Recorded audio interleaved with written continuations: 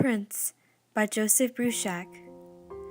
Seeing photos of ancestors a century past is like looking at your own fingerprints. Circles and lines you can't recognize until someone else with a stranger's eye looks close and says, "That's you." I've always looked forward to find my own unique identity and independence.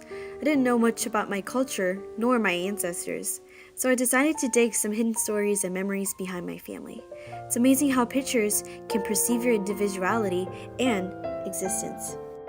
I sat down with my mom and asked her some questions about her teenage years. She told me that it was difficult to survive her childhood since she lost her parents at the age of 10. She was left with 3 sisters, and sometimes she felt lonely, unprotected, and also threatened. Although her life seemed tough and challenging, she never gave up on herself. Instead, she tried to smile and look forward to her future and make her own unique family. From this, I can definitely tell my mom's resemblance is inside me.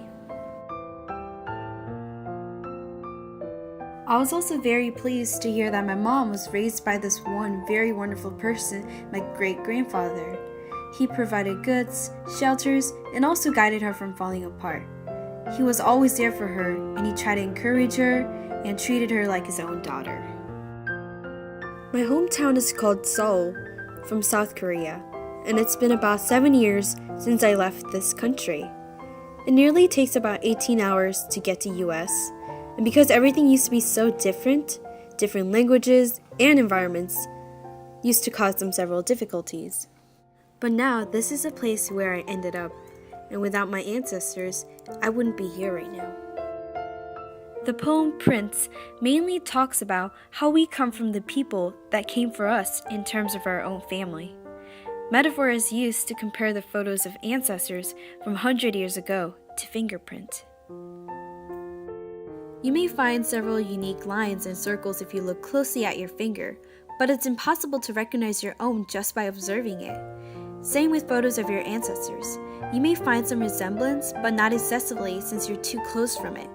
But the speaker says, with a stranger's eye, which is referring to someone from outside the perspective who has different point of view towards seeing your own fingerprint. They're able to tell you that it's you, and this is when you recognize your own and understand that the fingerprint has the ability to find your identity. The symbolism of the fingerprint represents the things you touch. You may leave a mark, like the ancestors. They give the evidence that even if you live in a totally different century, it proves that you are always part of them no matter what and no matter where you're at.